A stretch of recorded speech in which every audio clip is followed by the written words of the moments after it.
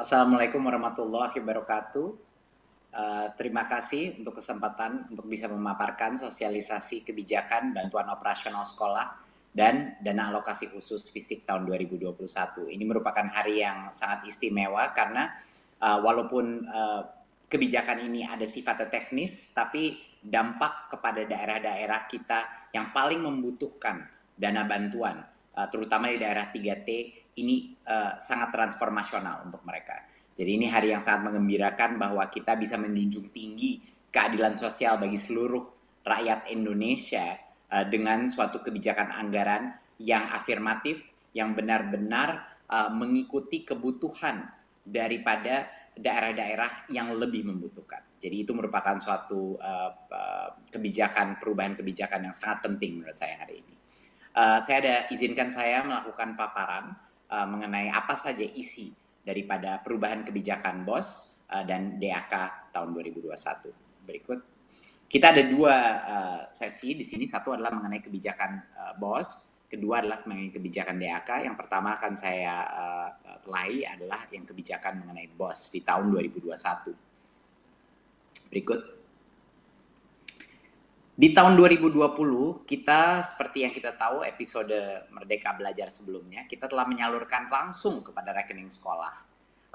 Dan ini merupakan suatu reformasi ya penganggaran dana BOS kita yang luar biasa positif dampaknya kepada para sekolah-sekolah dan Pemda kita.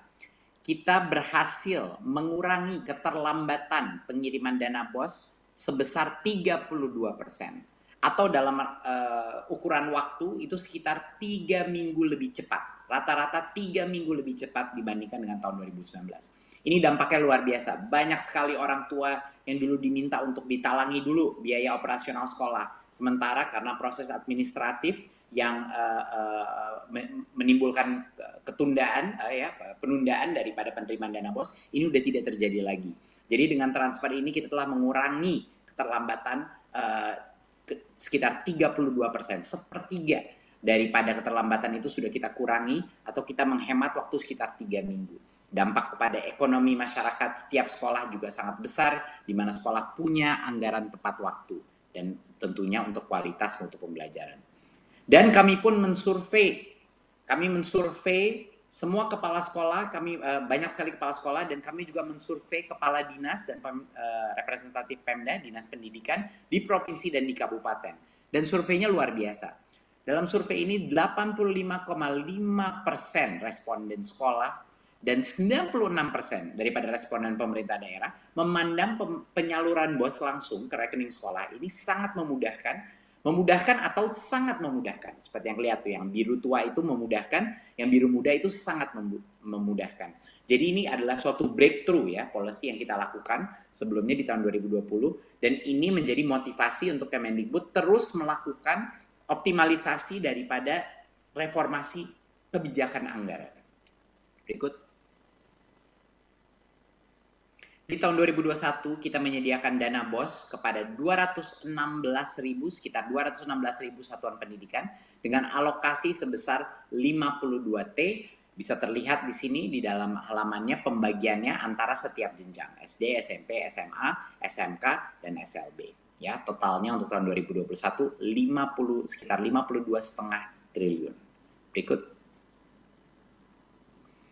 Ada 3 pokok-pokok kebijakan dalam bantuan operasional sekolah di tahun 2021 ya. 3 hal yang harus kita ingat.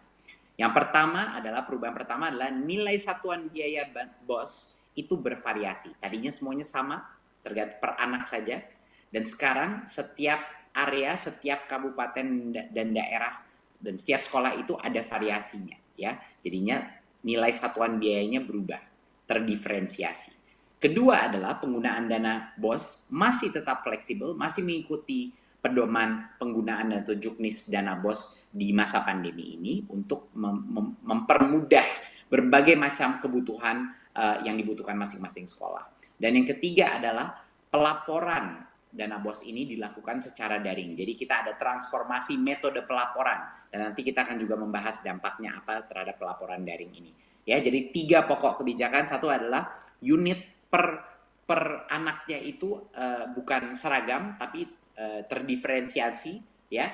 Kedua adalah masih fleksibel penggunaan dana BOS, dan ketiga adalah sistem pelaporannya adalah menggunakan teknologi sekarang secara online. Silakan berikut.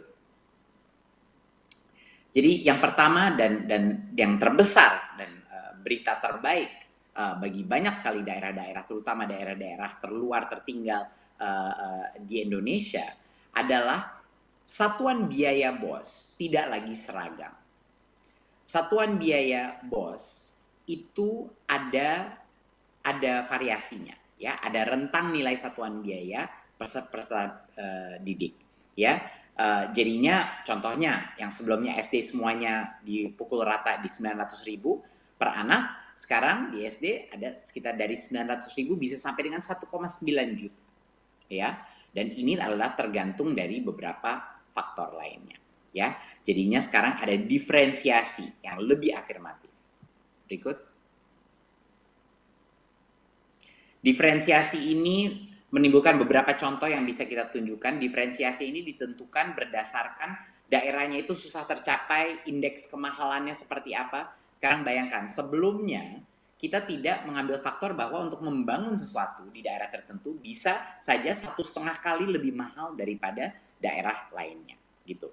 Dan kita tidak mengikuti faktor-faktor ini. Jadi sehingga sekolah-sekolah yang kecil, sekolah-sekolah di daerah yang lebih terluar dan tertinggal, itu mereka yang paling dirugikan, ya, karena kebutuhan mereka lebih banyak, ya, kebutuhan dari finansial, karena semua barang di situ lebih mahal, biaya distribusi atau biaya logistik untuk sampai ke daerah-daerah itu lebih tinggi, tapi tidak ada konsiderasi dari sisi kebijakan. Itulah yang kita benarkan. Ini kita ambil contoh, salah satu contoh kita di NTT, di mana NTT di tahun 2000 di Kabupaten Timur Tengah Selatan NTT di tahun 2021 akan mengalami perubahan cukup signifikan, sekitar 5-6% lebih besar alokasi dana BOS-nya di beberapa SD, SMP, dan SMKN-nya, karena sekarang kita sudah memfaktorkan indeks kemahalan masing-masing area.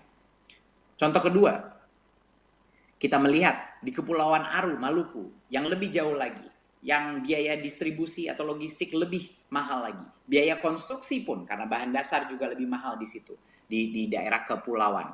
Dan ini peningkatannya dramatis. Peningkatan dana BOS mereka mencapai sekitar 40 sampai dengan 50% di daerah-daerah kepulauan di Maluku, ya, untuk dana BOS mereka. Jadi ini kabar sangat gembira untuk teman-teman kita, terutama di tempat-tempat kepulauan di daerah Maluku dan di timur Indonesia.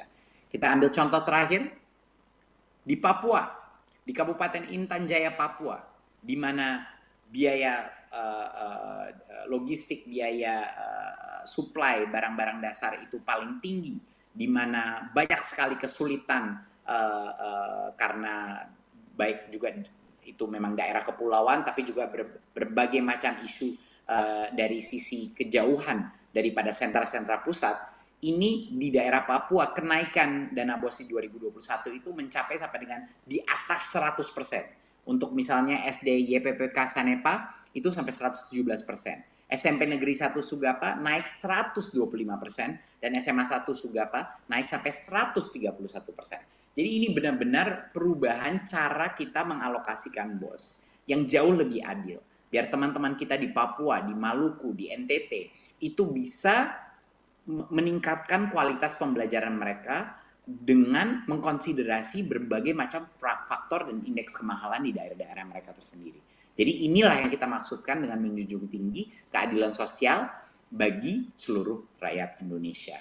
Kebijakan penganggaran pun harus mengikuti azas Pancasila tersebut. Berikut. Dan tentunya penggunaan dana BOS masih fleksibel sesuai dengan kebutuhan sekolah. Beberapa penggunaan daripada dana BOS ini adalah yang terpenting apalagi di masa pandemi ini. Pertama adalah kita masih memberikan fleksibilitas pembayaran honor kepada guru-guru honorer. Di masa ini masih diberikan fleksibilitas, ya. Dan honor dapat diberikan kepada tenaga pendidikan apabila dana masih tersedia. Jadi kita berikan fleksibilitas bagi kepala sekolah, diskresi bagi kepala sekolah untuk memberikan honor kepada guru-guru yang paling layak menerima. Dan juga tentunya di mana saat ini kita sudah masuk dalam proses pelaksanaan tatap muka dan semakin banyak sekolah semakin setiap minggu mulai melakukan tatap muka. Dana BOS bisa dan kami anjurkan untuk digunakan untuk segera mengakselerasi proses tatap muka untuk memenuhi segala kebutuhan protokol kesehatan seperti kesediaan sanitasi, masker, termogan, dan berbagai macam kebutuhan untuk memenuhi daftar periksa pembelajaran tatap muka. Dan tentunya karena asesmen nasional akan dilaksanakan tahun ini, pembiayaan apapun honor transportasi dan pelaksanaan AN itu juga bisa digunakan di dana BOS. Saya baru saja kembali dari Papua dan ini sangat tepat sebenarnya waktunya dengan pelaksanaan kebijakan ini. Karena dengan adanya fleksibilitas dana BOS, saya dengar dari banyak teman di Pulau Dom di Papua Barat itu mereka menceritakan bahwa salah satu isu utama mereka adalah transportasi antara kepulauan, transportasi baik anak maupun transportasi guru.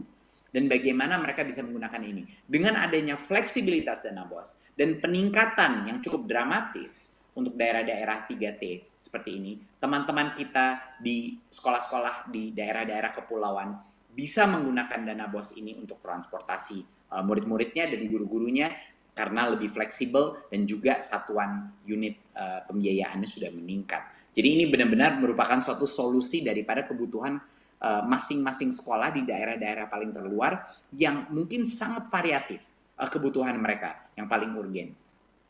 Berikut.